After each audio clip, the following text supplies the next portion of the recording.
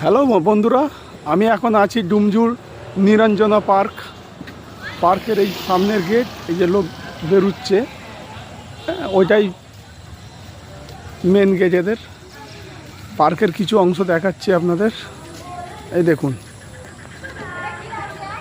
এখানে হরিণ দেখতে পাচ্ছেন তো, ছোট হরিণ, বড় হরিণ। এখানে আছে ভীম, এই দেখছেন, এই যে বাচ্চাদের, দেখুন বাচ্চাদের দেখার অনেক কিছু আছে এখানে।